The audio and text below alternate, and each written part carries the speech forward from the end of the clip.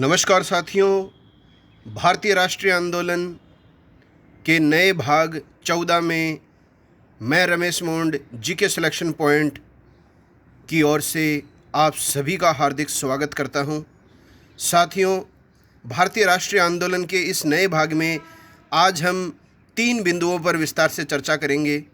वो बिंदु हैं कैबिनेट मिशन योजना, शिमला सम्मेलन और अंतरिम सरकार का गठन।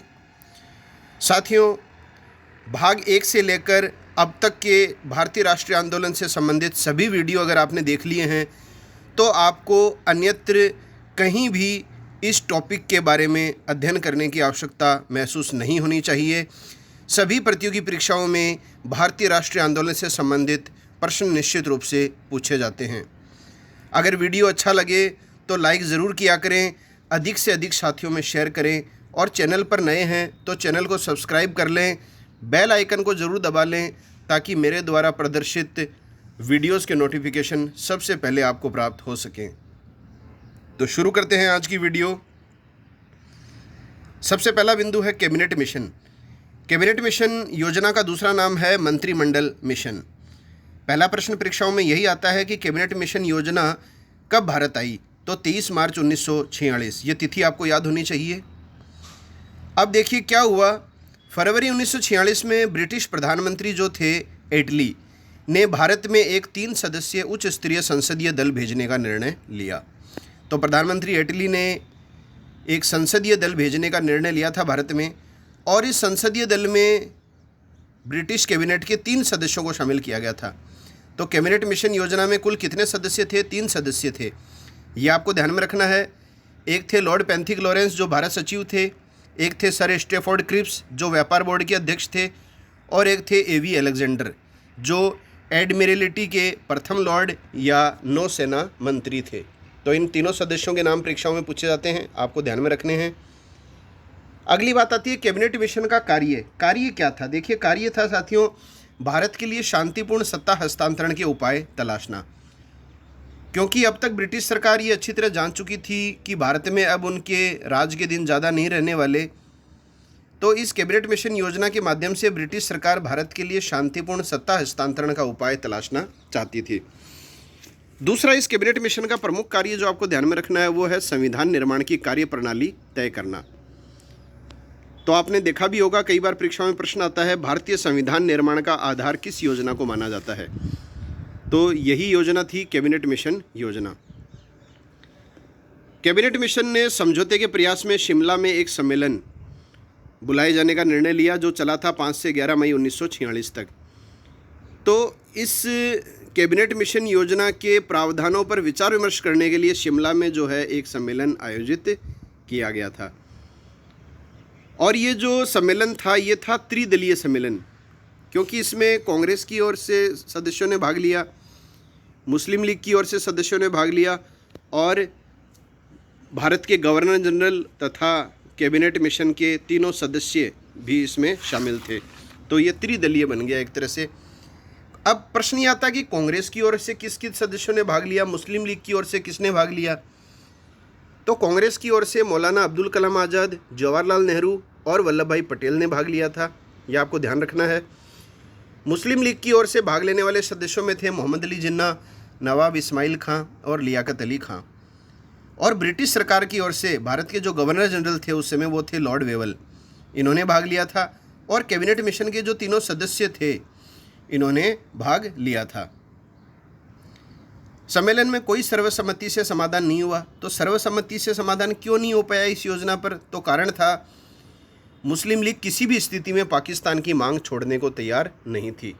तो मुस्लिम लीग को तो अलग पृथक देश पाकिस्तान चाहिए था, वो अपने इस मांग पर अड़ी हुई थी, तथा कांग्रेस के सदस्य पाकिस्तान की मांग से सहमत नहीं थे।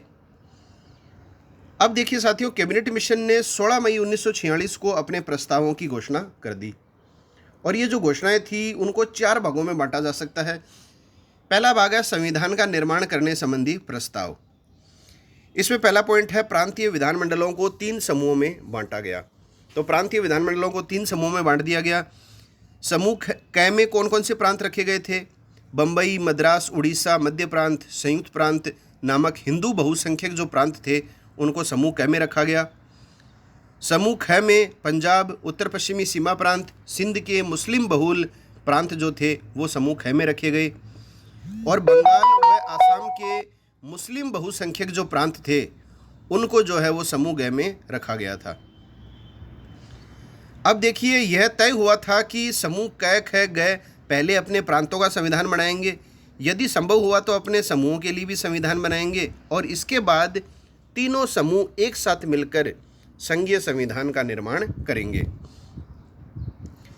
दूसरा बिंदु है, संविधान निर्माण हेतु अप्रत्यक्ष निर्वाचन के आधार पर एक संविधान सभा की स्थापना की जाएगी। इस प्रस्तावित संविधान सभा में 389 सदस्य होंगे। तो प्रश्न आता है आपकी परीक्षा में कि कैबिनेट मिशन योजना के तहत संविधान सभा की कितनी सदस्य संख्या निर्धारित की गई थी? तो 389 सदस्य थे, और जब पहली बैठक बुलाई गई थी संविधान सभा की तो उसमें 385 सदस्य थे। ये भी आपको ध्यान में रखना है। अब 389 सदस्यों में से 292 सदस्य तो ब्रिटिश भारतीय प्रांतों से चुने जाने की बात की गई, 93 सदस्य देसी रियासतों से चुने जाने की बात कही गई इस योजना में, और 4 जो थे वो मुख्य चीफ कमिश्नरी क्षेत्रों से चुने जाने की बात स्वीकृत की गई। इसके अलावा 10 लाख की जनसंख्या पर एक प्रतिनिधि चुना जाएगा।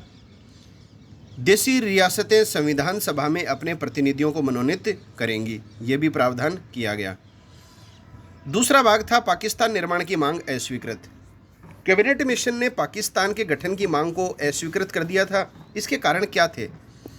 देखिए, कैबिनेट मिशन ने क्यों अस्वीकृति दी पाकिस्तान की मांग को? तो पहला कारण था, पाकिस्तान के गठन की मांग स्वीकार करके सांप्रदायिक अल्पसंख्यकों की समस्या का समाधान नहीं हो सकता था। बड़ी संख्या में गैर मुस्लिम आबादी पाकिस्तान में रह जाती तथा मुसलमानों की बड़ी आबादी भारत में ही रह जाती। दूसरा कारण था, विभाजन ने प्रशासनिक, आर्थिक व संचार समस्याएं भी उत्पन्न हो सकती थी। अगर विभाजन हो जाता तो प्रशासनिक, आर्थिक व संचार समस्याएं उत्पन्न हो सकती थी। कारण क्या था? पूर्वी व पश्चिमी भाग में एक दूसरे से 2000 किलोमीटर से अधिक की दूरी थी। तीसरा कारण, देखो साथियों, अगर कैबिनेट मिशन योजना पाकिस्तान की मांग को स्वीकार कर लेती तो सिख भी पृथक राज्य की मांग कर सकते थे, ये भी डाउट था ब्रिटिश सरकार को। और चौथा कारण था, सशस्त्र सेनाओं का विभाजन भी खतरनाक हो सकता था। अब देखिए, नोट करने वाली बात है, कैबिनेट मिशन ने समूह व्यवस्था व प्रांतों का विभाजन मुस्लिम लीग को संतुष्ट करने के लिए ही किया था। कांग्रेस के अनुसार समूह बनाना वैकल्पिक था, जबकि मुस्लिम लीग के अनुसार समूहीकरण अनिवार्य था। तीसरा भाग था इस योजना का भावी शासन तंत्र से संबंधित प्रस्ताव। ब्रिटिश भारत व देशी रियासतों का एक संघ होगा। इस संघ के पास विदेशी, रक्षा, संचार मामलों पर नियंत्रण होगा। दूसरा पॉइंट है, संघीय विषयों के अलावा शेष विषय तथा अवशिष्ट शक्तियां प्रांतों के पास ही रहेंगी। तीसरा है, हर प्रांत को पृथक पृथक कार्यपालिका व विधायिका के साथ समूह बनाने का अधिकार होगा। चौथा पॉइंट है, केंद्रीय व्यवस्थापिका में सांप्रदायिक विषयों पर निर्णय उपस्थित व मत देने वाले सदस्यों के सामान्य बहुमत के आधार पर किया जाएगा। अगला पॉइंट है, कोई भी प्रांत संविधान लागू होने के 10 वर्ष बाद अपनी विधानसभाओं में बहुमत के निर्णय द्वारा संविधान पर पुनर्विचार कर सकेगा। कैबिनेट मिशन योजना का चौथा भाग है तात्कालिक उपाय। संविधान का निर्माण होकर नवीन सरकार के गठन तक के लिए एक अंतरिम सरकार की स्थापना की जाएगी। इस अंतरिम सरकार में 14 सदस्य होंगे। कितने सदस्य होंगे? 14 सदस्य होंगे। कांग्रेस के 6 होंगे, मुस्लिम लीग के 5 होंगे, और भारतीय, ईसाई, सिख और पारसी समुदाय के एक एक सदस्य इसमें होंगे। मुस्लिम लीग ने 6 जून 1946 तथा कांग्रेस ने 24 जून 1946 को कैबिनेट मिशन के दीर्घ अवधि के प्रस्तावों को स्वीकार कर लिया। अब नोट करने वाली बात है साथियों, कांग्रेस ने कैबिनेट मिशन के प्रस्तावों के आधार पर सत्ता में भागीदारी से तो मना कर दिया, किंतु संविधान निर्मात्री सभा में शामिल होना कांग्रेस ने स्वीकार कर लिया। मुस्लिम लीग ने पहले तो कैबिनेट मिशन के प्रस्तावों को स्वीकार किया, परंतु फिर अस्वीकार कर दिया। अब देखिए, गांधी जी के अनुसार कैबिनेट मिशन उस समय की परिस्थितियों में सबसे उत्कृष्ट योजना मानी गई है। जुलाई 1946 में संविधान सभा के गठन के लिए प्रांतीय व्यवस्थापिकाओं के चुनाव हुए। ये आप सभी जानते हैं, संविधान सभा के लिए जो चुनाव हुए थे वो जुलाई 1946 में हुए थे। कांग्रेस को ब्रिटिश भारत के प्रांतों में 296 में से 205 स्थानों पर जीत मिली और इस कांग्रेस की जीत से मुस्लिम लीग जो थी वो बौखला गई। 22 जुलाई 1946 को वायसराय लॉर्ड वेवल ने अंतरिम सरकार के गठन का प्रस्ताव रखा। मुस्लिम लीग द्वारा मना करने पर वायसराय ने लीग के प्रतिनिधित्व के बिना ही कार्यकारिणी के गठन का निर्णय लिया। 12 अगस्त 1946 को वायसराय ने वायसराय वेवल जो थे उन्होंने जवाहरलाल नेहरू को अंतरिम सरकार बनाने के लिए आमंत्रित किया। तो 12 अगस्त 1946 को वायसराय वेवल ने जवाहरलाल नेहरू को अंतरिम सरकार बनाने के लिए आमंत्रित किया क्योंकि कांग्रेस को प्रतिनिधित्व मिला था। वायसराय के इस कदम के विरोध में मुस्लिम लीग ने 16 अगस्त 1946 को प्रत्यक्ष कार्रवाई दिवस मनाया। वेरी इंपॉर्टेंट क्वेश्चन है, परीक्षाओं में बार बार पूछा जाता है प्रत्यक्ष कार्रवाई दिवस कब मनाया गया, किसके द्वारा मनाया गया, क्यों मनाया गया। तो मुस्लिम लीग के सदस्यों के द्वारा मनाया गया था। 16 अगस्त 1946 को प्रत्यक्ष कार्रवाई दिवस क्यों मनाया गया था? क्योंकि मुस्लिम लीग को आशानुरूप जो है इन चुनावों में सीटें नहीं मिली और वेवल ने जवाहरलाल नेहरू को अंतरिम सरकार बनाने के लिए आमंत्रित कर दिया था। इस कार्रवाई का जो उद्देश्य था प्रत्यक्ष कार्रवाई दिवस का, उसका उद्देश्य था सांप्रदायिक दंगे फैलाकर यह सिद्ध करना था कि हिंदू व मुसलमान एक साथ नहीं रह सकते। अब मौलाना अब्दुल कलाम आज़ाद जो थे उन्होंने इस तिथि को, जिस दिन प्रत्यक्ष कार्रवाई दिवस मनाया गया था 16 अगस्त को, भारतीय इतिहास का काला दिवस बताया। तो ये क्वेश्चन भी आ सकता है, किस व्यक्ति ने प्रत्यक्ष कार्रवाई दिवस के दिन को भारतीय इतिहास का काला दिवस बताया? तो भारतीय इतिहास का काला दिवस 16 अगस्त को किसने बताया? मौलाना अब्दुल कलाम आज़ाद ने। पाकिस्तान प्राप्त करने के लिए की गई प्रत्यक्ष कार्रवाई में निम्न स्थानों पर सांप्रदायिक दंगे हुए। तो कौन से स्थानों पर दंगे हुए पाकिस्तान की प्राप्ति के लिए? कलकत्ता, बिहार, सिलहट, त्रिपुरा, नोआखली और गढ़ मुक्तेश्वर। ये आपको 6 स्थान ध्यान में रखने हैं। नोआखली जो है वो पूर्वी बंगाल में पड़ता है। नोआखली में अक्टूबर 1946 में हिंदुओं के विरुद्ध दंगों की प्रतिक्रिया में बिहार में अक्टूबर 1946 में मुस्लिम्स के विरुद्ध दंगे हुए। अब अगला है अंतरिम सरकार का गठन। 2 सितंबर 1946 को जवाहरलाल नेहरू के नेतृत्व में अंतरिम सरकार ने शपथ ली। अंतरिम सरकार कार्यकारिणी परिषद के अध्यक्ष जो थे वो वायसराय थे। इस अंतरिम सरकार के अध्यक्ष वायसराय को बनाया गया था और उपाध्यक्ष थे जवाहरलाल नेहरू। अब देखिए अंतरिम मंत्रिमंडल, यदि आपको परीक्षा में अंतरिम मंत्रिमंडल पूछा जाए तो आपको क्या करना है? सबसे पहले है जवाहरलाल नेहरू। जवाहरलाल नेहरू को कौन से प्रभाग सौंपे गए? कार्यकारिणी परिषद के उपाध्यक्ष बनाए गए और विदेशी मामले व राष्ट्रमंडल मामले। वल्लभ भाई पटेल को गृह, सूचना व प्रसारण प्रभाग सौंपा गया। बलदेव सिंह को रक्षा मंत्रालय सौंपा गया। राजेंद्र प्रसाद को खाद्य व कृषि प्रभाग सौंपा गया। सी राजगोपालाचारी को शिक्षा प्रभाग सौंपा गया। जगजीवन राम को श्रम मंत्री बनाया गया। CH बाबा को कार्य, खान व बंदरगाह मंत्री बनाया गया। जॉन मथाई को उद्योग व आपूर्ति मंत्री बनाया गया। आसफ अली को रेलवे प्रभार दिया गया। ये सारे के सारे जो थे 9 के 9 सदस्य कांग्रेस के सदस्य थे। परीक्षाओं में मिलान करने से संबंधित प्रश्न आ सकता है। इसके अलावा अन्य कांग्रेसी सदस्य थे शरद चंद्र बोस, सरफराज अहमद खां और सैयद अली जहीर। अब देखिए अंतरिम सरकार में मुस्लिम लीग के 5 सदस्य थे, ये आपको ध्यान में रखना है। हालांकि मुस्लिम लीग शुरू में सरकार में शामिल नहीं हुई थी, लेकिन 26 अक्टूबर 1946 को मुस्लिम लीग के 5 सदस्य जो हैं वो इस अंतरिम सरकार में शामिल हो गए थे। तो वो 5 सदस्य आपको ध्यान में होने चाहिए। लियाकत अली खां, वित्त प्रभाग दिया गया था इनको। गजनफर अली खां को स्वास्थ्य प्रभाग दिया गया था। अब्दुल रब नश्तर को संचार प्रभाग दिया गया था। आई चुंदरीगर को वाणिज्य प्रभाग दिया गया था और जोगेंद्र नाथ मंडल को विधि या कानूनी मंत्री बनाया गया था। ये 5 सदस्य आपको ध्यान में होने चाहिए, परीक्षाओं में निश्चित रूप से पूछे जाते हैं। मुस्लिम लीग का सरकार में शामिल होने का एकमात्र उद्देश्य क्या था?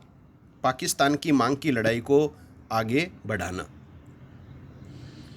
सरकार में शामिल होने के बावजूद मुस्लिम लीग ने संविधान सभा में शामिल होने से क्या कर दिया? मना कर दिया। 9 दिसंबर 1946 को संविधान सभा की पहली बैठक बुलाई गई थी और इस पहली बैठक का मुस्लिम लीग ने बहिष्कार किया। यह आपको ध्यान में रखना है।